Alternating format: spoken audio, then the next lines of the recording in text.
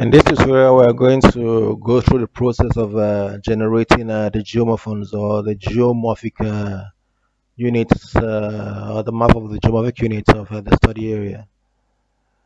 So, and of course, the geomorphic units will be generated from using a distribution model and not the slope map or slope class map. So activate to activate the digital elevation model and bring it to the fore, right click on the digital elevation model, select display layer, and it displays. So this is the digital elevation model. Now it's still a raster analysis, so go to raster, go down until you get terrain analysis. Terrain analysis.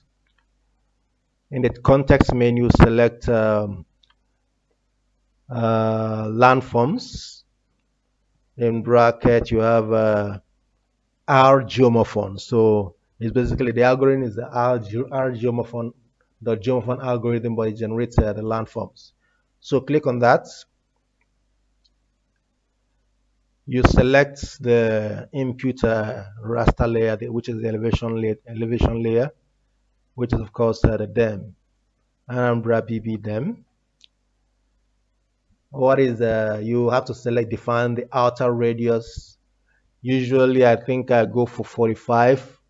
The resolution of the spatial resolution of this DEM is 30. So the search radius should, going by the way I see it from my own perspective, should be higher or above the the the spatial resolution of the digital elevation model that you're working with. So I usually select 45. I think I saw a document where actually 45 was recommended as a good, I think a very good radius for generating a soil landscape that reflects the different soil types you might have in an area. So I usually opt for 45. Type in 45. Inner search radius, leave it at 0. Flatness threshold, leave it as 1.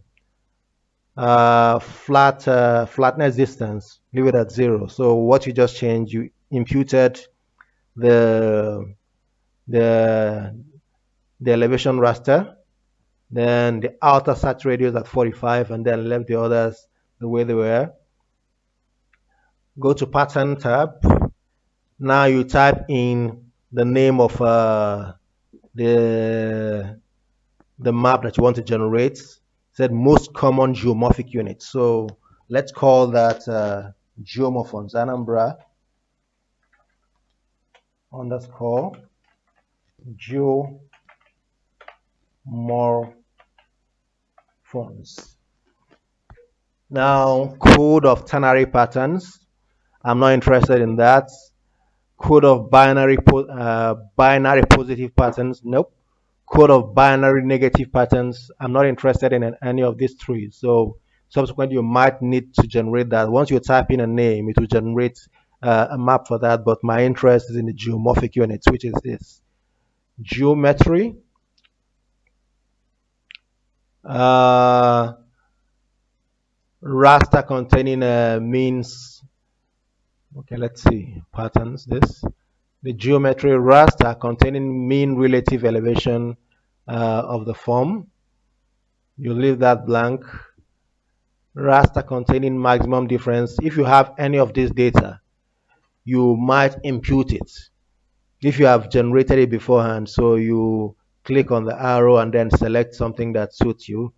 But in this case, I don't have any of those generated, so it will have to compute them on its own based on my raster data. So I will leave all of this blank so that it will generate on its own. Maybe if I have it generated, then it will take a shorter span of time to compute, but without it being generated, it might take a bit longer because it will have to generate the R geomorphon algorithm will have to generate this necessary input before it ends up computing the geomorphic units that I'm interested in. So I wouldn't make any changes here, leave them as is. Let's see what goes on. So profile, coordinate profile. Well, Let's if you use the profiles already available, so I won't define any. So east north coordinates, profile output file name. No need for any of this. It will take care of it on its own.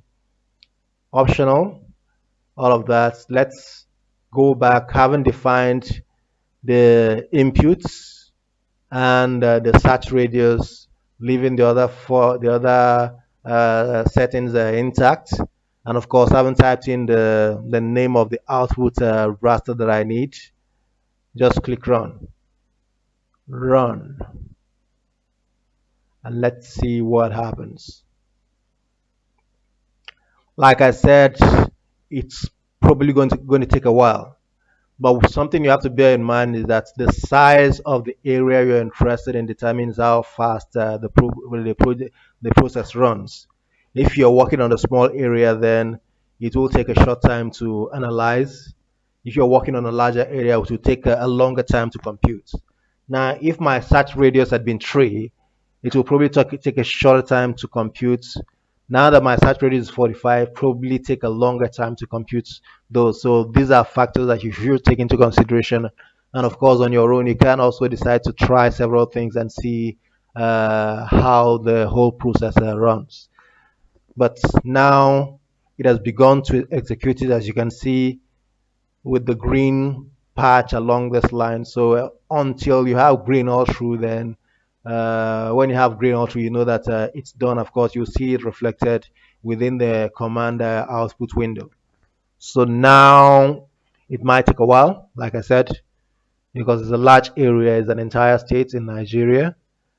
And of course, the search window is somewhat larger too. So let's see how it goes. So when we are done with this, we'll still go ahead and generate a hillshade and subsequently generate uh, okay, drip the hillshade over or drip the the geomorphic unit map over the hillshade to get a rough outline of what the area looks like in terms of terrain. So well, while it's running, let's see whether we can run two things at the same time. Maybe we'll be asking for trouble. So the next step would be to generate the hillshade. Now go to raster, go down to terrain analysis still, go down to compute shaded relief, R relief, compute shaded relief. Click on that. Another two loads, which is the R relief pop-up window. The shaded relief would be generated from the deceleration model. So it's already selected here, so I don't need to click and select. Now, what is the name of the relief map that I want to generate? Still call it Anambra BB relief, as the case may be, or Anambra relief.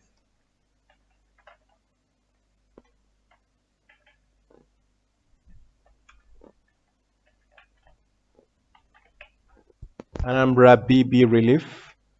Sun position, I think. Sun position. I want to change this, but let's see optional. Factor exaggerating relief.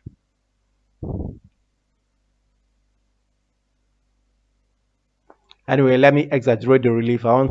Well, let's generate a relief with 1. We'll still exaggerate it to 5 and see how they differ while this one is running. Leave it at 1. Whereas for the sun position, there's one, I want a brighter image. Okay, let's run this for now. Uh, let's call this relief 0, 0. Or rather, what's the sun position here? Azimuth.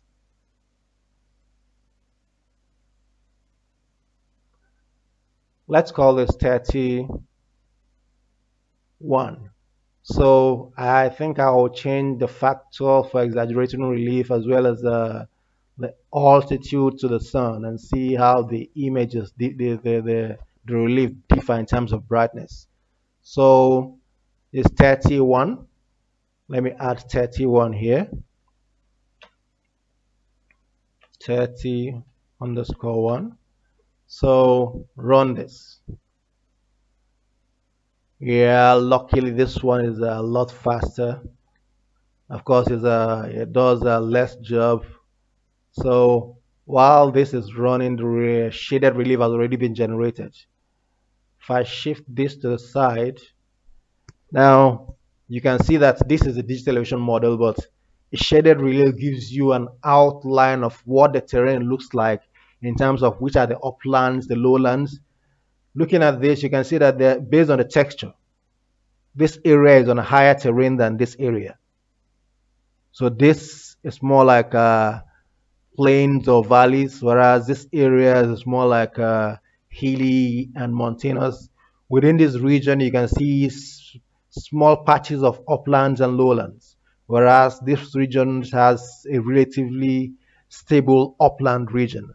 So having done this, let's now change the parameters and see what it gives. Now, I'm going to change the sun position to 45, and then uh, the exaggeration I'm going to change to 5. Now, and change the name to from 31 to 45.5. 455. Run it again.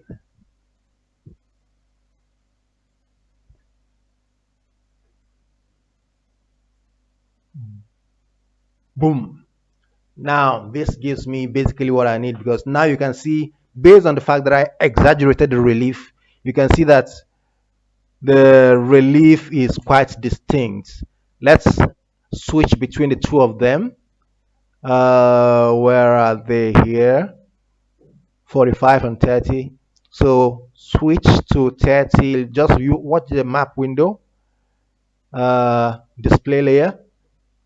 It's still the same relief, but one looks brighter. It's brighter because I raised the heights, the sun position. I raised the altitude of the sun in degrees.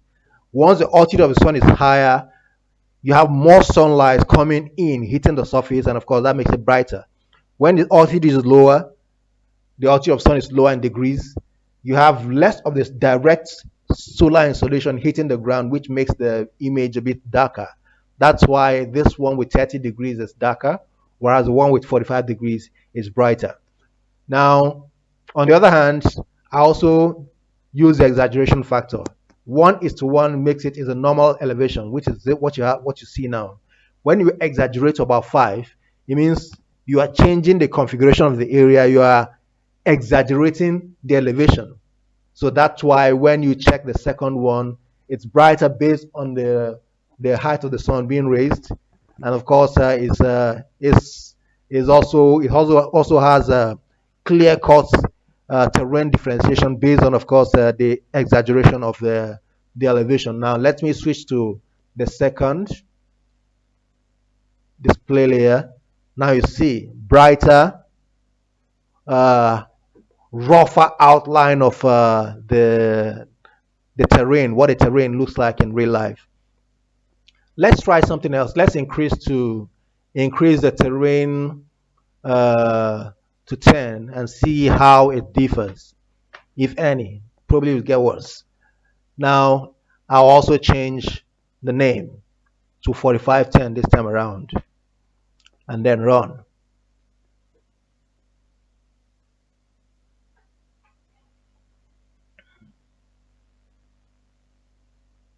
Yeah, I think maybe I will get to use this one. Let's close this window because we are done with it. Close. Now switch between 45 and 4510 and 45.5. Let's see which one gives us what we need more or less. Display layer. I think I'll go with 45.5 because eventually what I want to do is to to combine the geomorphic unit map with the this relief map, and of course that will give you the geomorphic units, and this reliefs, it will be geomorphic units on dripped on top of the relief to show you that the valleys are still within the slow line areas, while the uplands where you have maybe the crest, the summits, the ridges would be within this upland region. So when you combine them, you see the difference in color alongside the terrain as it looks in terms of uplands and lowlands. So that's basically what we'll do in the next step. But of course, I think we'll get to use the one with a clearer outline of terrain variation uh, than the other two. So still running. Like I said, this is a tedious computation. So I think I will stop this for now, this tutorial for now. When it's done running, just know that it will run. Once it's complete, as usual, it will load it, or you can display or deactivate. But then when it's done running, I will restart the tutorial, show you what it looks like, and then go to the next step within that same tutorial where we'll now combine the Hillshade map along with the geomorphic unit map to generate what I might now call landforms. So uh, we'll see in the next session, and thanks for being there.